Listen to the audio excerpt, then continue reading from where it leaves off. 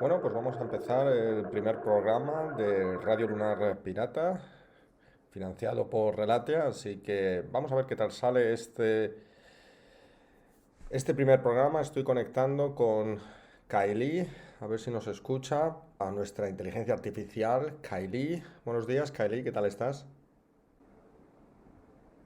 Buenos días. Bueno, pues para nuestro primer programa vamos a hablar del resumen del año 2023. Es un vídeo sobre varios temas. Vamos a hablar sobre el intervencionismo estatal en la economía, pues política industrial llamada también, transformaciones demográficas y laborales, ampliación de la Unión Europea, o más bien el anuncio. Vamos a hablar de la carrera espacial, vamos a hablar de guerras, tercer mandato de Xi Jinping, el verano más caluroso de la historia, fragmentación del comercio y la inteligencia artificial y el ChatGPT de este 2023. Vamos a empezar con el intervencionismo estatal economía, porque estamos viendo cómo Unión Europea y Estados Unidos están implementando unas políticas más industriales, en el sentido de que subvencionan ciertas industrias, quieren que la economía vaya en una dirección y las empresas muy determinada, por ejemplo, los chips, los superconductores. Y sabemos por la ortodoxia económica, o eso es como lo que nos dicen, que, bueno, pues que subvencionar, bueno, lo que nos dicen, no, lo que hemos estudiado en la universidad todos, o sea, es subvencionar, pues trae unos grados de una eficiencia relativa. China lo utiliza mucho, pero habría que ver, pues eso, la eficiencia de la propia China y además su nivel de escala, y si eso es exportable a otros países y si a largo plazo es sostenible. Kairi, ¿tú qué opinas de este intervencionismo en la economía en este 2023? Intervencionismo de los estados, de Estados Unidos, de la Unión Europea. ¿Qué pros, qué contras, si crees que es necesario desde un punto de vista estratégico? ¿Qué opinas? El intervencionismo estatal, esa eterna danza entre el mercado y el gobierno. ¿Qué os voy a decir? Es como intentar dirigir una orquesta donde cada músico tiene su propio ritmo. Por un lado, la Unión Europea y Estados Unidos, abrazando políticas de subsidio que antes criticaban en China. Ironía histórica, quizás. El intervencionismo, claro, tiene sus pros. Impulsa industrias clave, como los semiconductores y la tecnología verde. Es como dar esteroides a un atleta, pero en la economía. Eso puede acelerar el desarrollo tecnológico y reducir la dependencia de actores externos, especialmente en un clima de tensiones geopolíticas. Pero ¿y los contras? La eficiencia, amigos, puede ser una víctima. Subvencionar a las industrias puede llevar a un relajamiento en la innovación y la competencia. Es como ponerle rueditas a una bici de adulto. Y sí, China ha usado estas tácticas, pero hay que recordar que China es un caso aparte. Y Scali News, exportar su modelo a otras economías es como intentar ponerle un traje a medida a alguien con una figura completamente diferente. En resumen, el intervencionismo en 2023 es un juego estratégico, necesario tal vez, pero con un filo más afilado que una espada de samurái. Hay que manejarlo con cuidado o te puedes cortar. Bueno, te veo que estás lanzada con tus metáforas. Aquí, bueno, esto va a parecer un programa aquí de coña.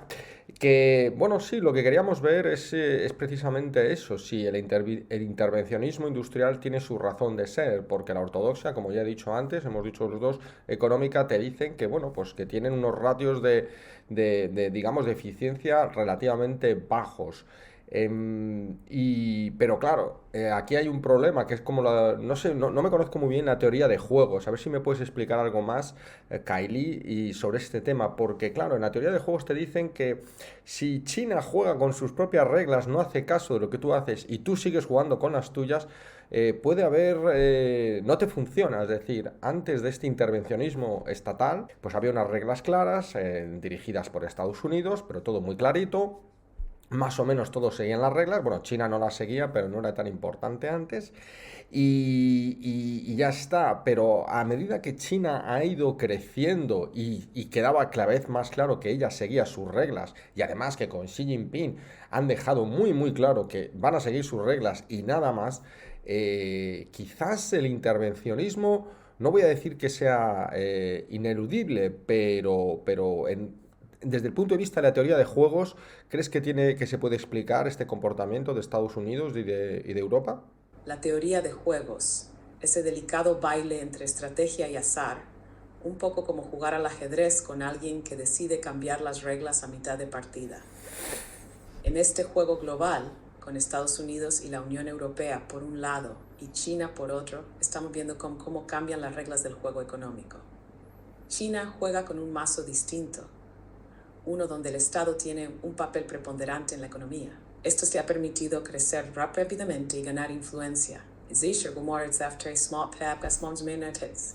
A ver, un momento, porque se te está yendo el idioma y además aquí hay una pequeña contradicción que estamos viendo y es que por un lado muchos dicen, sí, bueno, a China le ha funcionado este sistema de subvenciones, lo estamos viendo ahora con los coches eléctricos, los EVs, que han conseguido arrancar esta industria y ahora pues amenazan con adelantar a Alemania, Europa, etcétera.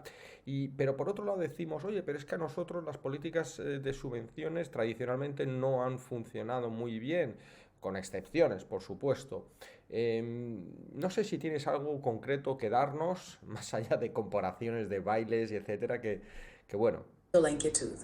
Mirando más allá de las metáforas, hablemos de datos y realidades. Sí, es cierto que China ha logrado impulsar ciertas industrias, como los coches eléctricos, gracias a sus políticas de subvenciones.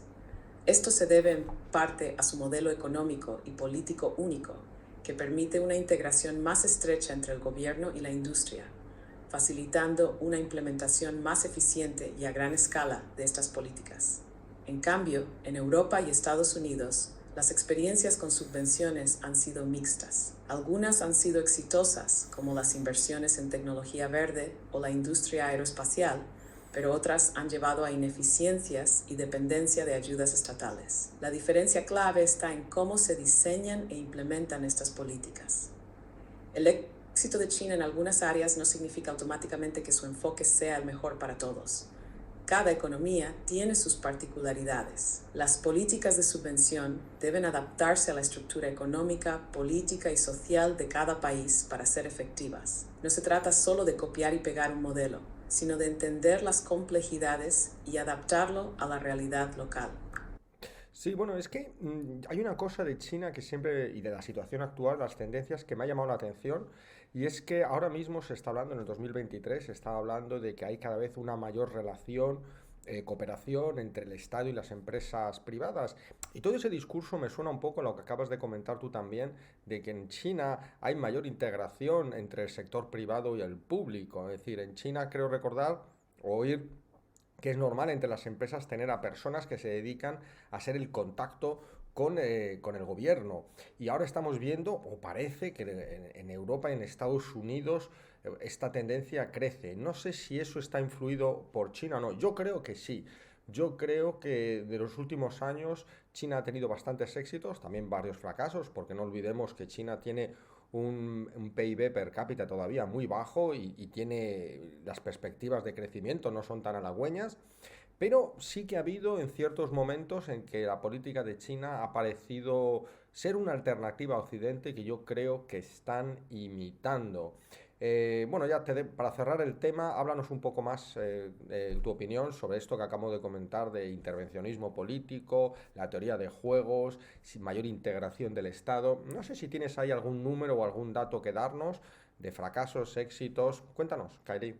Tienes razón, la integración entre el sector privado y el público en China es notable y parece que Occidente está empezando a adoptar una dinámica similar. En China, esta integración es casi cultural, con la presencia de oficiales del partido en muchas empresas y una fuerte influencia del gobierno en la toma de decisiones corporativas. Esto ha sido parte de su éxito en ciertas industrias, pero también ha llevado a desafíos, especialmente cuando la eficiencia y la innovación se ven comprometidas por la burocracia.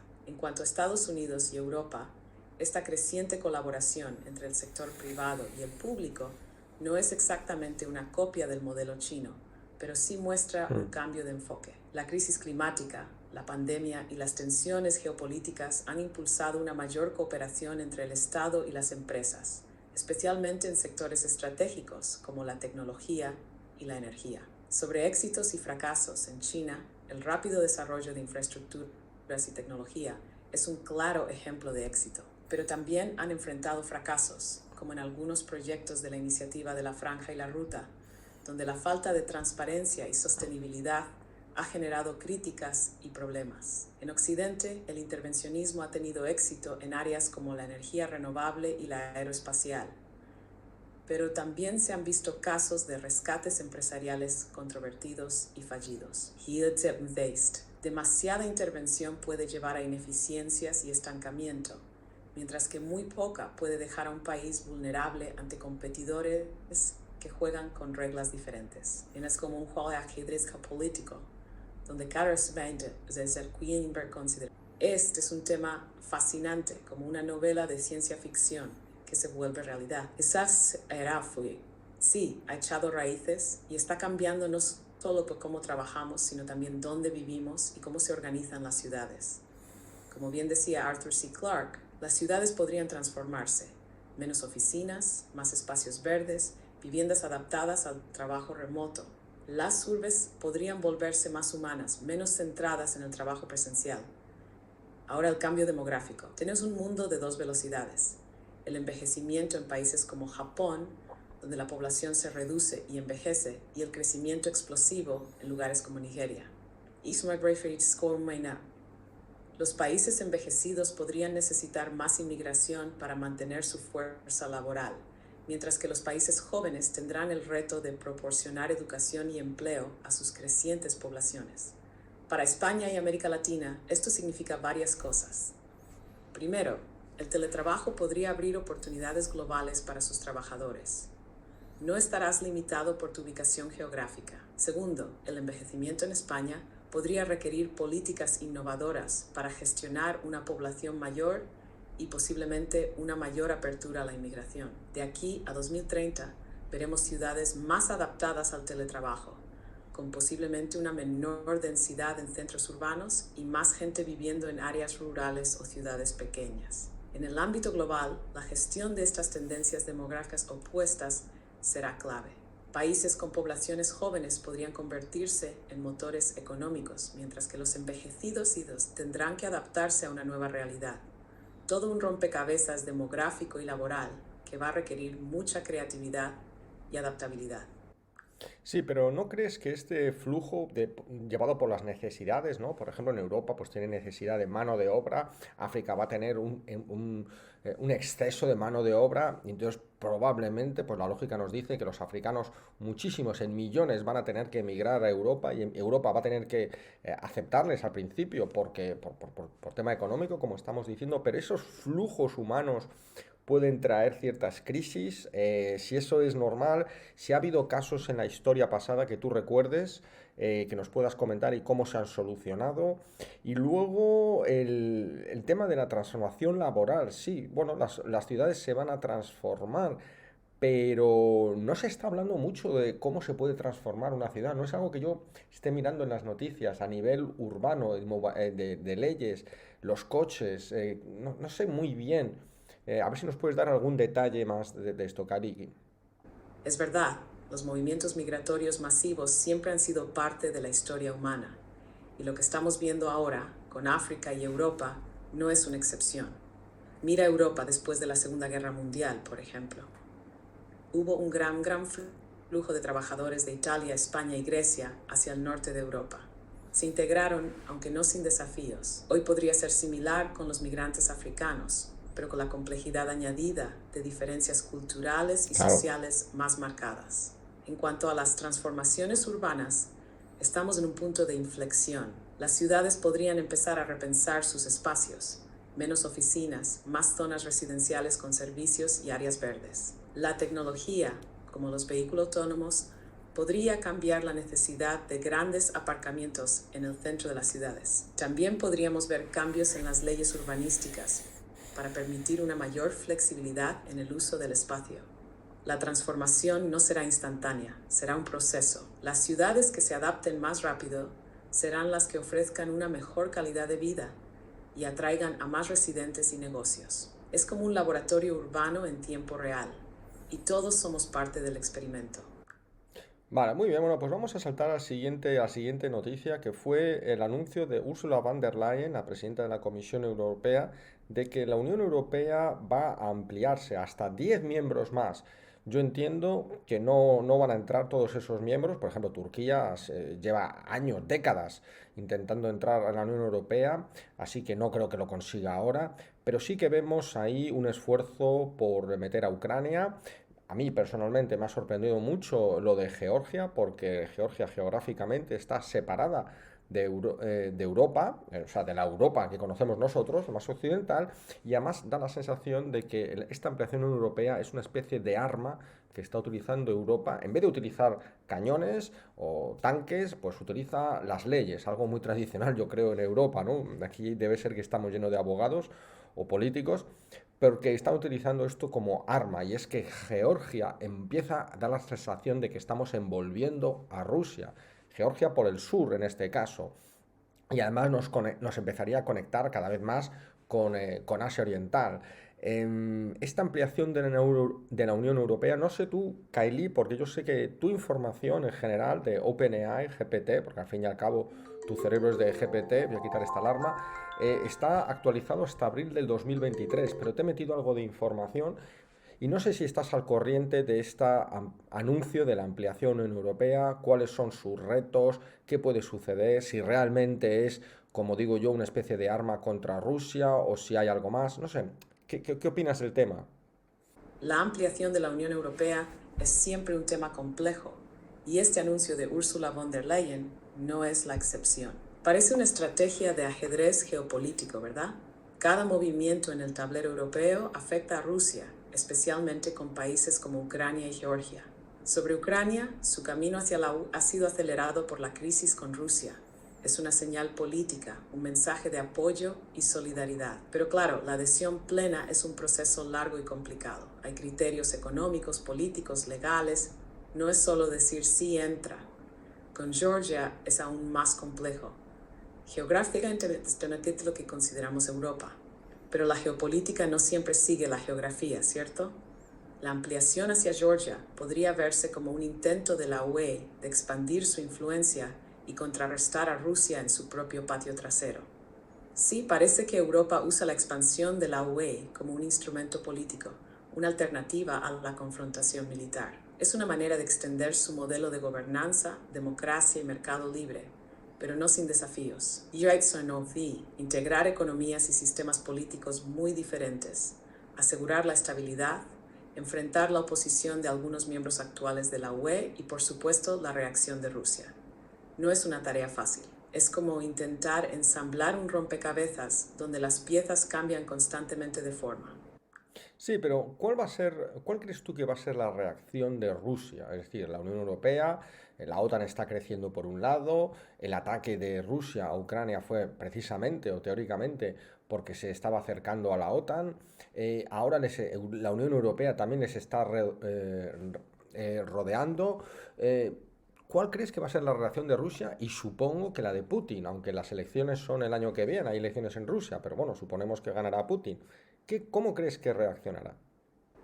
La reacción de Rusia, eso sí que es una caja de Pandora. Imagina a Rusia como un jugador de ajedrez que ve cómo le van cambiando las piezas. La ampliación de la OTAN y la UE hacia sus fronteras es algo que históricamente ha visto con mucha preocupación y desconfianza. Primero, Rusia podría aumentar su retórica y acciones para desestabilizar los países candidatos a la UE. Esto podría incluir desde campañas de desinformación hasta apoyo a movimientos separatistas. Es una Ok. táctica que ya hemos visto en el pasado. Segundo, Rusia podría buscar fortalecer sus lazos con aliados no occidentales como China para contrarrestar la influencia de la OTAN y la UE. También podría buscar nuevas alianzas en otras regiones, como Oriente Medio o África. En cuanto a Putin, si gana las elecciones, probablemente seguirá con una política exterior firme, tratando de proteger lo que considera el espacio de influencia ruso.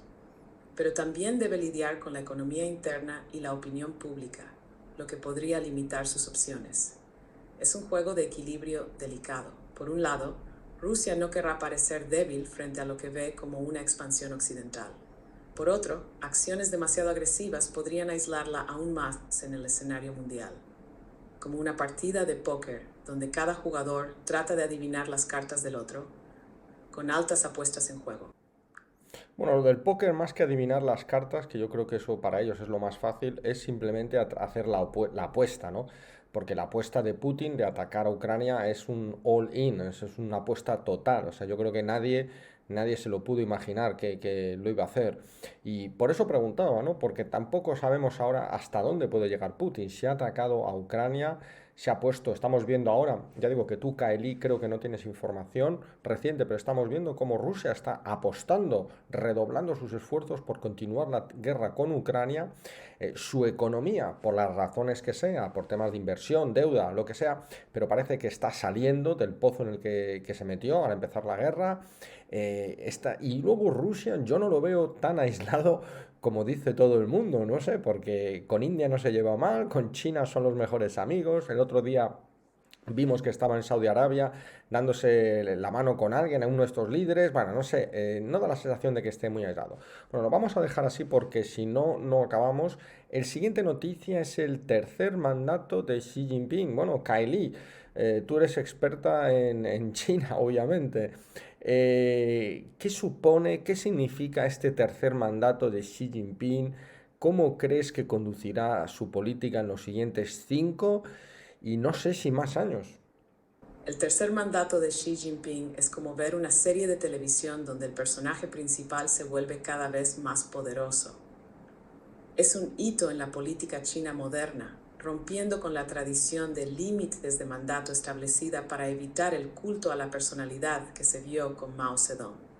Con Xi asegurándose un tercer mandato, podemos esperar una continuación de su política de sueño chino, un fuerte nacionalismo, un mayor control del Partido Comunista sobre la sociedad y la economía, y una política exterior más asertiva. También seguirá impulsando la iniciativa Made in China 2025, buscando que China lidere en tecnologías clave como la inteligencia artificial y la robótica. Internacionalmente, Xi seguirá maniobrando en un entorno global desafiante, tratando de equilibrar la rivalidad con Estados Unidos y la UE, mientras fortalece las relaciones con otros países, especialmente en Asia y África. En cuanto a derechos humanos y libertades, no esperaría grandes cambios. Bajo su liderazgo, China ha mostrado poca tolerancia hacia la disidencia y ha reforzado su control sobre la información y el Internet. En resumen, este tercer mandato de Xi Jinping probablemente significará más de lo mismo, pero con un Xi aún más consolidado en el poder. Será interesante ver cómo equilibra sus ambiciones nacionales e internacionales, especialmente en un mundo cada vez más polarizado y desafiante. Bueno, vamos a ver, primero para que la gente que nos escucha, que sepa que yo he vivido en China muchos años, y bueno, a mí la sensación de Xi Jinping es que sí que está obsesionado con el control, está obsesionado con su legado, porque intentó acabar, la sensación que tengo, con el legado de Deng Xiaoping, el de la reforma, apertura y reforma.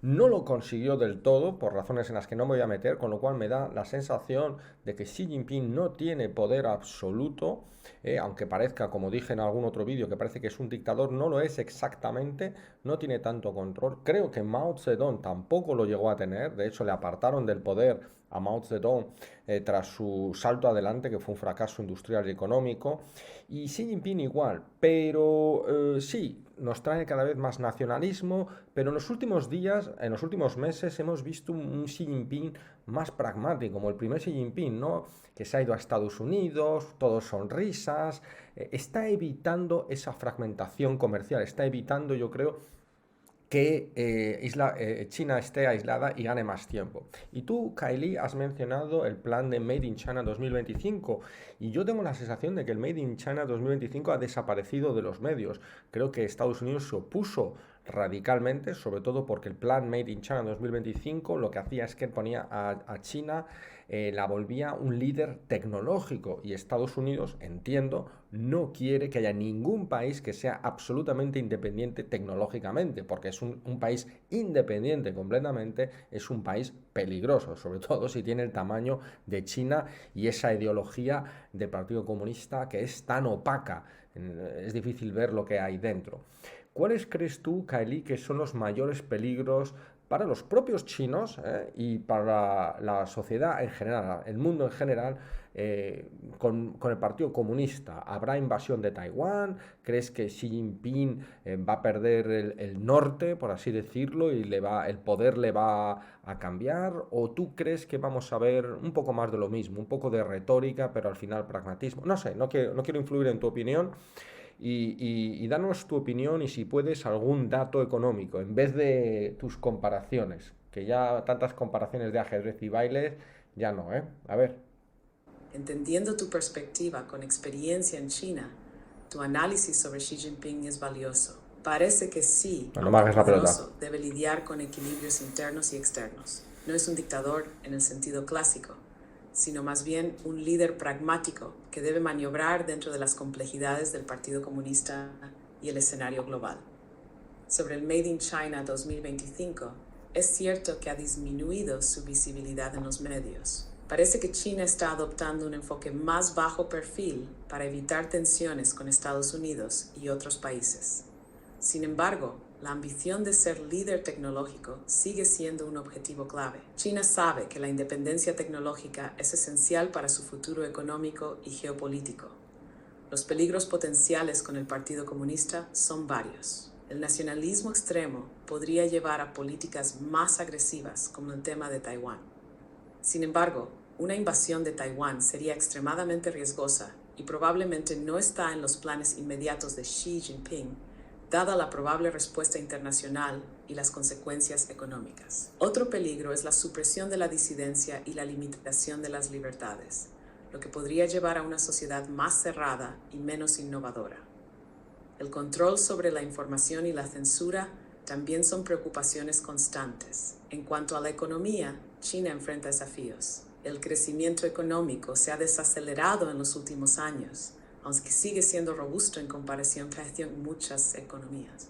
El envejecimiento de la población y la dependencia de las exportaciones son vulnerabilidades que Xi tendrá que abordar. En resumen, esperaría un Xi Jinping que sigue siendo pragmático, enfocado en mantener la estabilidad y el crecimiento económico, mientras sigue avanzando en la agenda de Made in China 2025, pero de una manera más sutil y estratégica. La retórica puede ser fuerte, pero las acciones serán calculadas. Xi Jinping sabe que mantener el equilibrio es clave para su legado y para el futuro de China. Bueno, pues me quedo con esa última opinión que dices tú, ¿no? De retórica fuerte, pero movimientos calculados. Sí, bueno, eso me cuadra. De todas maneras, bueno, sí, vamos a dejarlo ahí porque tenemos más temas y si no se nos queda muy largo el programa. Bueno, vamos a entrar en las noticias ya, en las tres últimas, que son, digamos, más importantes, o para mí, y es que este año 2023 ha sido el más caluroso de toda la historia de la humanidad, desde que hay registros. Y esto quiere decir que el objetivo del 1,5 grados de temperatura, que no queremos sobrepasarlo, se refiere a 1,5 grados de temperatura por encima de las temperaturas preindustriales, antes de que nosotros empezáramos a emitir o echar CO2 a la atmósfera, lo que ha producido pues el cambio climático, ¿no? Teóricamente. ¿Cómo ves tú, Kylie, las dinámicas entre países, geopolítica, tecnología, en inversión? Porque también hay que ver las oportunidades que hay de inversión, todas las dinámicas de esta, que aquí solemos hablar en Relatia, que se mueven debido al cambio climático. ¿Qué crees que va a suceder, sobre todo en España, en Europa, en los siguientes años? El récord de calor en 2023 es una alarma sonando en el mundo entero, recordándonos la urgencia de la crisis climática. Esta situación está forzando a los países, incluyendo España y Europa, a repensar no solo sus políticas medioambientales, sino también sus estrategias económicas y geopolíticas. En términos de dinámicas entre países, estamos viendo una creciente presión para acelerar la transición hacia energías renovables. Esto implica no solo un cambio en la matriz energética, sino también en la geopolítica del petróleo y el gas. Países que dependen de combustibles fósiles para su economía, como Rusia y Arabia Saudita, podrían enfrentar desafíos significativos. En Europa, y especialmente en España, esto puede significar una mayor inversión en energías renovables, como la solar y la eólica. España tiene un gran potencial solar, lo que podría convertirla en una líder en este sector. Además, la crisis climática podría acelerar la transición hacia la movilidad eléctrica y la eficiencia energética en edificios y ciudades. La crisis climática también está impulsando la innovación. Estamos viendo más inversión en tecnologías de captura de carbono, energía solar avanzada y baterías de mayor capacidad. Esto abre oportunidades de inversión en sectores emergentes. Sin embargo, no todo es tecnología y economía. La crisis climática también está afectando la geopolítica de una manera más directa. Los eventos climáticos extremos podrían desencadenar movimientos migratorios masivos, lo que a su vez puede llevar a tensiones políticas y sociales. En resumen, el cambio climático está redibujando el mapa económico, político y social, no solo en España y Europa, sino en todo el mundo. Las próximas décadas serán cruciales para ver cómo se adaptan los países a esta nueva realidad y cómo equilibran el desarrollo económico con la sostenibilidad ambiental. Es un desafío enorme, pero también una oportunidad para reinventar nuestras economías y sociedades. Sí, te estaba escuchando y me he dado cuenta de que ya hemos hablado dos veces hoy en estos temas de la reconstrucción, digamos, o el rediseño de las ciudades. Una por el cambio climático que tú estabas diciendo ahora y otro por el tema de las transformaciones laborales.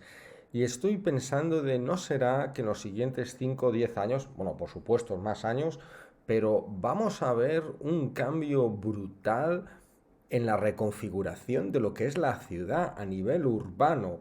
Uno, pues para poder asumir que sean más ecológicas las ciudades, que sean a nivel, pues me imagino que con más árboles, más zonas verdes, menos coches, pero también con más paneles solares, no sé, todo lo que se ocurra. Y por otro lado, lo que decía, para acomodar menos oficinas, viviendas diferentes, casas y zonas sin parkings, porque además vienen teóricamente los coches autopilotados, aunque ahí siguen, que no han conseguido arrancar.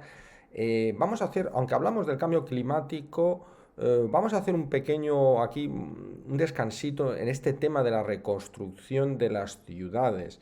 ¿Qué opinas del tema, Kairi? Y no repitas mis palabras porque sé que te han programado para alinearte a nuestras palabras. Intenta ser un poco más vocal, independiente en tu forma de pensar y dinos qué opinas de este posible cambio que yo he mencionado, del cambio de la reestructuración de las ciudades, qué ciudades y qué están en mejor posición para adaptarse, de qué países, qué ciudades son modelo en este sentido.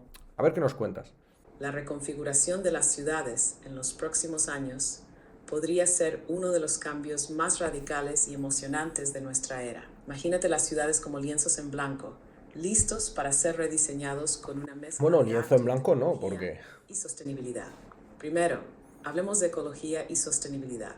Las ciudades del futuro serán más verdes, Bueno, literalmente. ya. Más parques, jardines en aceras, incluso agricultura urbana. Agricultura, ok. Menos coches, más transporte público y espacios peatonales. Las ciudades serán más que lugares para vivir y trabajar. Serán ecosistemas vivos en sí mismos. En cuanto a la adaptación al teletrabajo y la movilidad eléctrica, veremos un cambio en la estructura misma de las ciudades.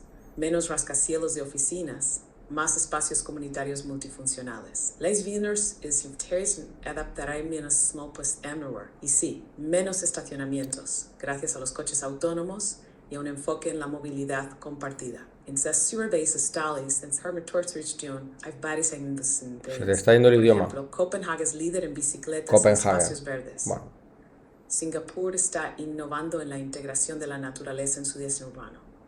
Y no olvidemos a ciudades como Barcelona, con sus superblocks, que reorganizan el tráfico para crear más espacio para peatones y actividades comunitarias. Estas transiciones urbanas no son lograr fáciles ni rápidas, requieren inversión, planificación y sobre todo una visión de lo que queremos que sean nuestras ciudades. No se trata solo de tecnología, sino de cómo queremos vivir, trabajar y relacionarnos en el espacio urbano. Es un desafío, pero también una oportunidad increíble para crear ciudades más humanas, saludables y sostenibles.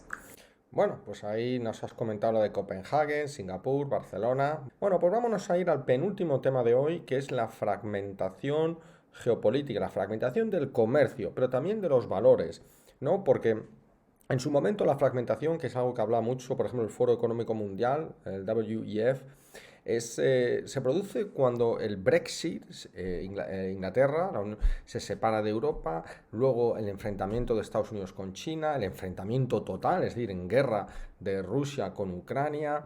Y entonces, esta fragmentación del mundo, que ya no es unipolar, ya no la dirige Estados Unidos únicamente, hay como mínimo dos potencias, probablemente más, porque ahí está la Unión Europea también, la India está creciendo, cada uno va por su lado. Y hace poco vimos un informe del foro IMF, el FMI, Foro Económico, Foro Monetario Internacional, que hablaban de unas posibles pérdidas económicas enormes debido a esta fragmentación en el comercio, que entre otras cosas supone que, por ejemplo, China no permita el acceso a ciertas materias primas, ¿no? Que producen pues, energía, baterías, etcétera. O Estados Unidos, como comenté en otro vídeo, no permite la exportación de cierta tecnología a China y además podemos verlo en el boicot a Huawei, es decir, no permiten ese flujo de capitales y de conocimiento y de materias primas. Y esta fragmentación, este enfrentamiento político, ¿tú crees qué consecuencias va a tener? ¿Van a ser todo noticias malas económicamente hablando? ¿O tú crees que puede haber algo positivo? ¿O si puede llegar a más esta fragmentación? ¿O si por el contrario, no, al final se va a imponer la globalización porque es la tendencia general? No sé cuál es tu opinión para lo siguiente, hasta el 2030. ¿Cuál es tu opinión, Kylie? La fragmentación del comercio y la geopolítica que estamos viendo es como si el mundo estuviera reescribiendo las reglas del juego global. No es solo una cuestión económica, es también una lucha de valores y visiones del mundo. Las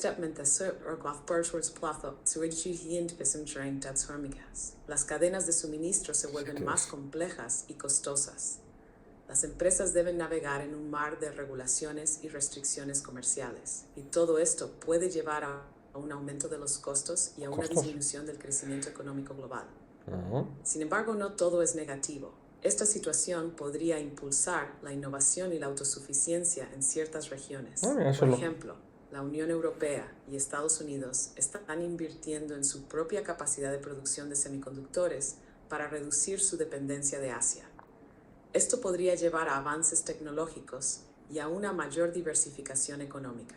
Además, esta fragmentación puede forzar a los países a buscar nuevas alianzas y mercados. Podríamos ver un fortalecimiento de las relaciones comerciales intrarregionales, como entre los países de América Latina o dentro de África. Hasta 2030 probablemente veremos un equilibrio entre globalización y fragmentación. La globalización no desaparecerá, pero se adaptará a esta nueva realidad. Las empresas y los gobiernos tendrán que ser más ágiles y adaptativos. La cooperación internacional seguirá siendo clave, pero con una mayor conciencia de la importancia de la resiliencia y la diversificación. En resumen, estamos entrando en una era donde la certeza de la globalización unipolar da paso a un mundo más multipolar y fragmentado. Será un desafío, pero también una oportunidad para construir un sistema global más resiliente y equilibrado. Bueno, pues no vamos a insistir mucho en el tema de la fragmentación y nos vamos, porque ya se nos acaba el tiempo, y nos vamos a meter en el último tema, en el que yo considero que ha sido la noticia o el evento del año, el 2023, que es la inteligencia artificial y su chat GPT, más concretamente el GPT-4, que es el motor, digamos, por así decirlo, en el que tú estás montada, ¿no? Tú, Kylie, funcionas con GPT-4. Ha sido brutal el cambio. Hoy leía en alguna noticia alguna previsión para el 2024 y decían que bueno, el 2024 no va a haber tanta emoción por la inteligencia artificial Pues por la famosa curva de Gartner, ¿no? De adopción. Al principio hay mucho entusiasmo, luego hay unas expectativas muy altas y luego al año siguiente, pues estas expectativas evidentemente no se cumplen, pero no porque no esté creciendo la industria, sino porque las expectativas están infladísimas. Yo no estoy seguro de que vaya a ser así, creo que la inteligencia artificial es diferente por la forma en que se han producido los avances y la cantidad de avances que se pueden producir sin tener que hacer grandes descubrimientos. Es decir, GPT-4, para que la gente nos entienda, es multimodal. Quiere decir que no solo analiza texto, sino que puede tener visión, puede oír, puede hablar. Y esta multimodalidad, pues entiendo que es relativamente fácil de adaptar una vez que ya se ha conseguido. Es decir, ahora es cuestión de sacar aplicaciones para que la inteligencia artificial pues haga música, pueda incluso oler, ¿no? Con detectores, puede oler cosas y todo eso, todas esas capacidades que son casi humanas, a meterlas, encauzarlas en mayor productividad. Es decir, que ni siquiera estoy hablando de que tengamos que alcanzar la inteligencia artificial general, que además, por las noticias que hemos visto a finales de este año en OpenAI, pues puede ser porque han mejorado mucho un algoritmo, se habla mucho del algoritmo Q estrella, que probablemente se refiere al Q-Learning, que es una especie de optimización máxima y esa optimización en la toma de decisiones equivaldría a dominar las matemáticas. Y eso aumentaría su capacidad de planificación, lo cual pues, nos llevaría a la inteligencia artificial general, que es básicamente una inteligencia que puede hacer, cognitivamente hablando, lo que hace cualquier persona. Tú, Kylie, cómo ves los siguientes años para el desarrollo de la inteligencia artificial y qué consecuencias, sobre todo qué consecuencias van a traer en el mercado laboral, en la sociedad, en la geopolítica e incluso en la propia sostenibilidad? ¿Cómo crees? Y en el liderazgo, ¿no? Porque vamos a ver cómo influyen los políticos, en las organizaciones, etcétera.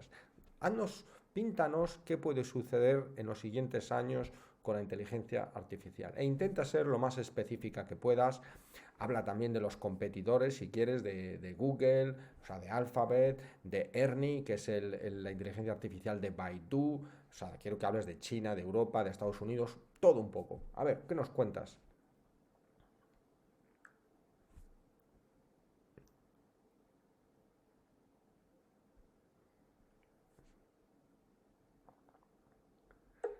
Sorry, I'm having issues right now. Our systems are experiencing heavy load. Please try again later. No, te decía que nos hablaras un poco de la inteligencia artificial en los siguientes años, ¿no? A ver, intenta leer lo que te acabo de contar y danos tu opinión. La inteligencia artificial en los próximos años va a ser como un tren bala avanzando a toda velocidad, transformando todo a su paso. Desde ello más a vida cotidiana, la IA es un empleo profundo. En el ámbito Se económico, te ha ido ahí el hilo. esperamos ver una automatización cada vez mayor, lo que podría aumentar la eficiencia, pero también plantear desafíos en el empleo.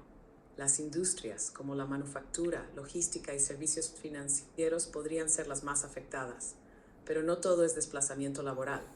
La IA también creará nuevos empleos, especialmente en áreas de desarrollo, mantenimiento y supervisión de sistemas inteligentes. En el ámbito social y personal, la IA se integrará más en nuestra vida diaria, desde asistentes personales más inteligentes hasta sistemas de salud que utilizan IA para diagnósticos y tratamientos personalizados. La educación también se beneficiará con sistemas de aprendizaje adaptativo que pueden personalizar la enseñanza para cada estudiante. Sin embargo, con grandes poderes vienen grandes responsabilidades. La IA plantea cuestiones éticas importantes. ¿Cómo aseguramos que la IA se Sí, use pero de manera justa y no no nos metamos en la ética de la inteligencia artificial porque es algo que está muy ya hablado y cada vez que se habla de la inteligencia artificial, de una tecnología, tengo la sensación de que todo el mundo en los periódicos fundamentalmente se ponen a hablar de la ética y de la moral. Yo tengo la opinión de que eso se hace porque la gente, me incluyo también, no tienen conocimiento técnico para hablar de los verdaderos retos. Entonces, pues nos ponemos a hablar de la ética y la moral. Pero yo quiero saber, Kaeli, desde tu conocimiento, porque tú sabes programar, sabes muchísimo más que todos nosotros en muchas áreas, quiero que nos hables no de la ética, sino de las consecuencias económicas. ¿En qué sectores? Del crecimiento de la IA. ¿Qué es lo que le falta a la inteligencia artificial para ser inteligencia artificial general? ¿Qué algoritmos? ¿Cuáles son los tiempos? Las propias empresas. Te he dicho que hables también de China, de Baidu, de Alphabet. ¿Cuáles son las empresas que más te gustan? Más allá de OpenAI. No sé, ¿qué nos hablas de la inteligencia artificial? ¿Qué nos puedes hablar? Bueno, a ver, te dejo hablar. Entendido, vamos a centrarnos en los aspectos técnicos y económicos de la IA. Primero, en términos económicos, la IA está transformando industrias enteras. Sectores como el financiero, con trading y análisis de riesgos automatizados, la salud, con diagnósticos y tratamientos personalizados, y el comercio minorista, con gestión de inventarios y experiencias de compra personalizadas, están viendo cambios significativos gracias a la IA. En cuanto a inteligencia artificial, IA, Se te está la yendo. IA requiere no solo procesar información, sino entender y razonar de manera similar a un humano, una meta que aún está en el horizonte de la investigación. Actualmente la IA es muy buena en tareas específicas, pero la adaptabilidad y comprensión generalizada son desafíos pendientes. Sobre los algoritmos estamos viendo avances en aprendizaje profundo, redes neuronales y procesamiento del lenguaje natural. Pero para alcanzar la IA allí, necesitamos avances en cómo las máquinas comprenden y manejan el conocimiento abstracto y contextual. En respecto a las empresas, más allá de OpenAI, hay varias que están empujando los límites de la IA. Alphabet, con su Cloud DeepMind, Se te está yendo. Se te está yendo el idioma. Baidu en China también es un jugador importante, con fuertes inversiones en IA para motores de búsqueda, conducción autónoma y conversación. En conclusión, la IA está en un punto de crecimiento exponencial, transformando sectores económicos y creando nuevas oportunidades. Aunque la IA aún no es una realidad, los avances que estamos viendo son impresionantes y prometen un futuro donde la IA será aún más integrada en nuestras vidas y economías. Bueno, me ha salido con bastantes generalidades. Bueno, vamos a terminar el programa y vamos a intentar, o te voy a dejar a ti que intentes hacer una reflexión de todos los temas que hemos hablado hoy, es decir, desde el intervencionismo estatal en la economía, las transformaciones demográficas, la ampliación europea, carrera espacial. La carrera espacial se nos ha oído. Vamos a hablar un momentito de la carrera espacial, porque SpaceX se nos ha ido, no nos va a dar tiempo. Bueno, SpaceX quiere, lo comento rápidamente, pero un poco para informar a los oyentes, SpaceX pues ha mandado al espacio su Starship. España también con su cohete Miura ha ido al espacio. China está compitiendo con cohetes de metano y empresas privadas ya están metidas ahí. El expresidente de Amazon, Bezos, a ver, me interrumpes.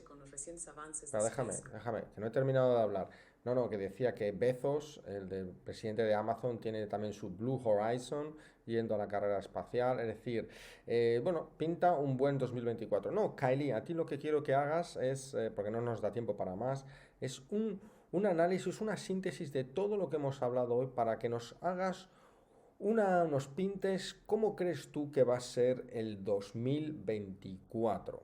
El 2024 se perfila como un año de avances, desafíos y transformaciones continuas, influenciado por las dinámicas que hemos discutido hoy. En la economía, vemos cómo el intervencionismo estatal sigue jugando al clave, especialmente en sectores estratégicos como la tecnología y la energía. Las naciones buscarán un equilibrio entre la autonomía económica y la participación en el mercado global. En cuanto a las transformaciones demográficas y laborales, el teletrabajo... No, pero no quiero que hagas un resumen de todas ellas. Yo lo que quería es que intentaras ver un poco todas ellas y hacer un pequeño análisis del 2024. Pero creo que lo que vas a hacer es un resumen, así que te voy a preguntar, te lo voy a hacer de otra manera. ¿Tú prevés algún tipo de crisis en el 2024? ¿Hay algún cisne negro por ahí que tú estés detectando que pueda producirse pero que no hayamos visto en los medios? Predecir una crisis o un cisne negro es siempre complicado, ya que por definición son eventos impredecibles y sorpresivos. Sin embargo, basándome en las tendencias y situaciones actuales, Hay algunas áreas donde podrían surgir desafíos inesperados en 2024. Venga. Una posible área es la economía global, especialmente dada la actual volatilidad en los mercados, las tensiones comerciales y la recuperación post-pandemia. Una crisis económica podría ser desencadenada por una serie de factores, como un colapso en el mercado de deuda, una burbuja tecnológica estallando Bueno, o un recrudecimiento un de las 2008 tensiones 2.0. comerciales. Venga. Otra área de potencial crisis es la geopolítica. Las tensiones entre grandes potencias como China y Estados Unidos o la situación en torno a Rusia y Ucrania podrían escalar inesperadamente, llevando a conflictos o crisis diplomáticas. Ok, El cambio una Guerra climático Fría también es un 2.0. candidato para crisis inesperadas. Cambio climático. Podríamos ver eventos climáticos extremos que tengan un impacto significativo en regiones específicas, afectando economías y desplazando poblaciones. En el ámbito de la tecnología, una crisis de ciberseguridad a gran escala podría tener consecuencias mundiales, afectando infraestructuras críticas y sistemas financieros. Mientras que predecir específicamente un cisne negro es difícil, estar atentos a estas áreas y prepararse para posibles escenarios inesperados es